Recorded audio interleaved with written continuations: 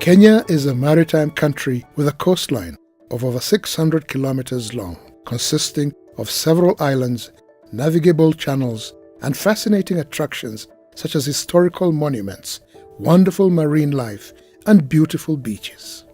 It is also the first country in sub-Saharan Africa to undertake an underwater archaeological expedition in recognition of the underwater cultural heritage that is largely unexploited and lying under its ocean. Underwater cultural heritage is one of the most important ecosystem areas that our government is very interested in, particularly because we have a coastline that is of great value globally and also strategically. And there has been a lot of work now to try and improve the knowledge around this, but also trying, and therefore we are doing surveying and documentation to establish the scope of the wealth and prosperity that is within our underwater ecosystem. There is capacity building to try and increase the number of Kenyans that are engaged in the underwater world. There is an effort to collaborate with other countries and institutions of the world that have been doing this. And in fact, as part of this, we are going to have the exhibition during the Blue Economy to grow the knowledge around the underwater cultural heritage. This coast forms part of the West Indian Ocean, commonly referred to as Swahili Coast, for over 2,000 years. A major player in the ancient transoceanic maritime trade to India, China, Portugal, Arabia, and Indonesia, among others. Global maritime relationships were established that formed the basis for the development of majority of port cities in the 1st and 2nd millennia AD that are dotted along strategic locations on this coast. These cities include Mombasa, Lamu, Malindi, Mambrui, Vanga, and Pate, all being major tourist attractions.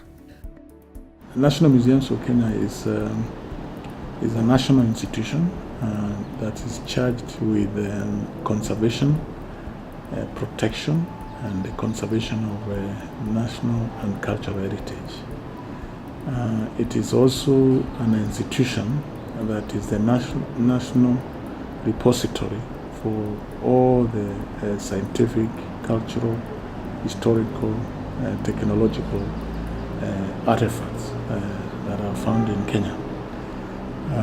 So our main work is to protect those artifacts and also tell a tangible heritage like monuments, but also to do research on them and also disseminate that information to the Kenyan public so that the Kenyan public and the world can appreciate the importance of this material.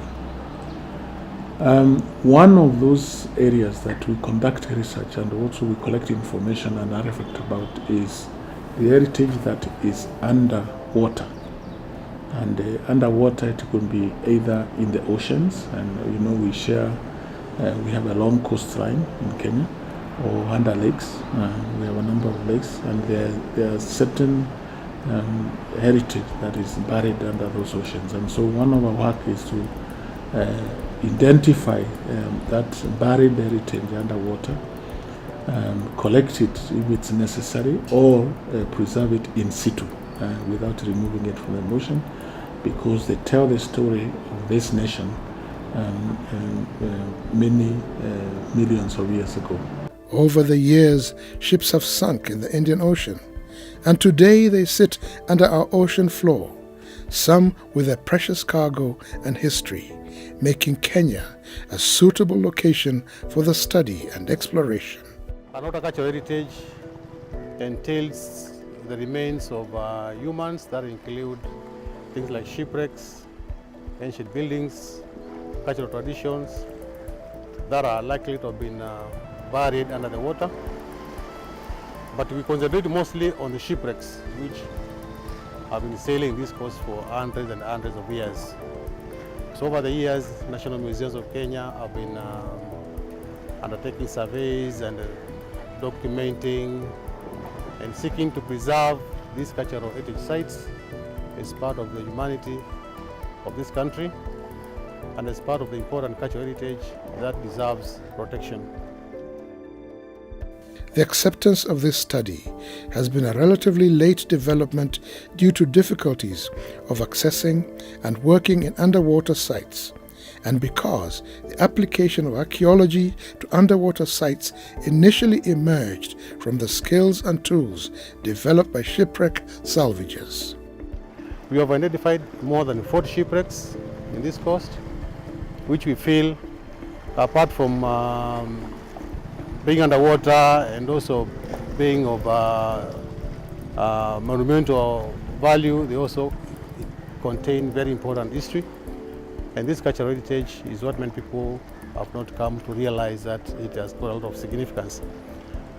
So it relates with the traditions and the economies of the coast as well as the country, in which case these sites that are underwater can be developed and maximized and sustainably utilized for economic potential. A variety of techniques have been used by divers to record findings underwater. Scale drawings is one of the basic tools of archaeology. Pencils are used to write underwater on permatrace, plastic dive slates, or matte laminated paper. Where intrusive underwater excavation is appropriate, silts and sediments can be removed from an area of investigation using a water dredge or airlift. When used correctly, these devices have an additional benefit intending to improve the visibility in the immediate vicinity of the investigation.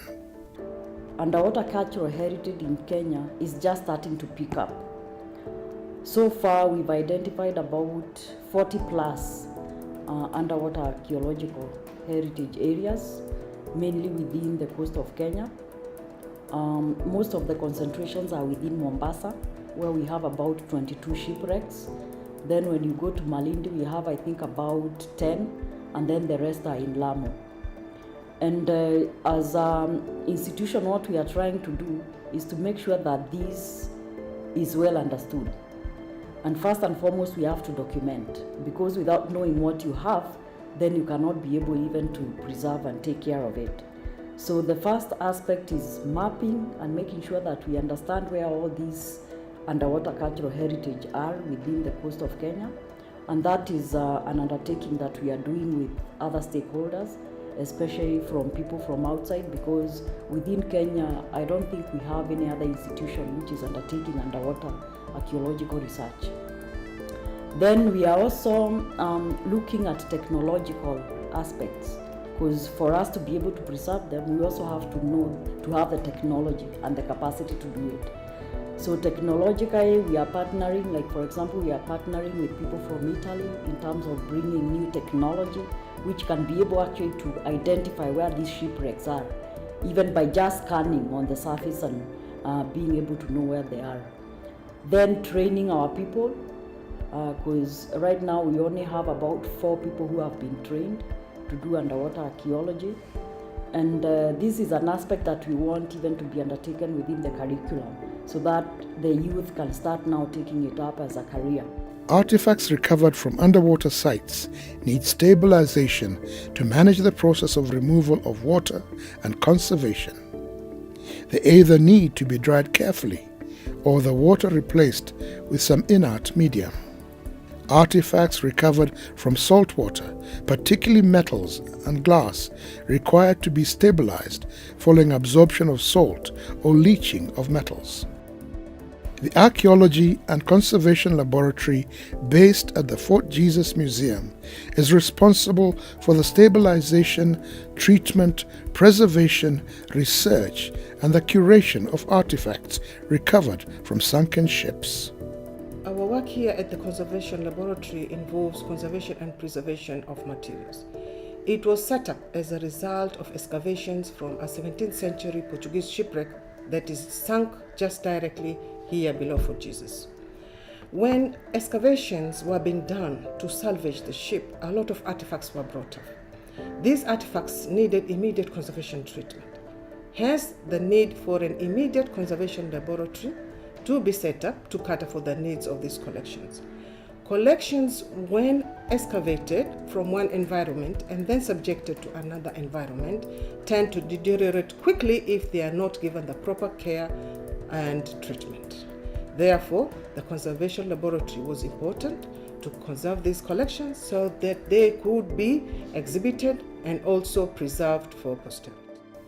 Determining the proper treatment plan for each individual artifact is crucial, as using chemicals which are too harsh or improper for the material type can cause long-term damage. In addition to active conservation, the lab serves as a curation facility for more than 800 artifacts, and the staff manages an artificial loan program that encompasses over 1,000 artifacts. With this development of opening up an underwater cultural heritage museum, we will have a lot of activities coming up. For example, researchers will be interested in coming to learn about the historic events of the ships that have been submerged. Educators will have an opportunity to study and present their findings on the shipwreck to the wider community. Local and international visitors will be able to come down and view for themselves aspects of the buried underwater cultural heritage. The simplest approach to survey is to carry out three-dimensional surveying by divers using depth gauges and tape measurements. Where it is not practical or safe for divers to physically visit a site, remotely operated vehicles, ROVs, enable observation and intervention with control by personnel located at the surface. When you talk about underwater heritage, people think of those minerals or those metals, gold, copper, and there are so many treasure hunters out there. We've had a difficult time within actually some of the sites within the coast because people want to go there and pick whatever they can pick and then sell it illegally in the market. So treasure hunting is one of the things. Then there's also development. Like for example, when you talk of lab set building of ports, we have to make sure that whatever is underground in the water is also taken care of. So if we do not identify where they are and do what we call heritage impact assessment, then they will be destroyed. There is a deep-rooted purpose for underwater archaeology because it mainly protects and harnesses our blue economy involving rivers, lakes, oceans, etc., for the benefit of the economy and the support of our communities. We would want, for example, in the long run to develop a marine museum at the coast, working with the counties that are along the coast, Lamu, Tana River, and Mombasa, and Kwale, to develop a marine museum which doesn't exist in Kenya, to promote alternative tourism or additional, let me say not alternative, maybe additional attraction for tourists who come to the coast because they want to swim or they want to enjoy the beaches. So we think that also will be our contribution to the blue economy as an nation. And we have the capacity here. We have a little bit of it. You can see it in Nairobi Museum in terms of looking at the aquarium we have, but we would want to develop a full-scale marine museum at the coast with other partners who are interested.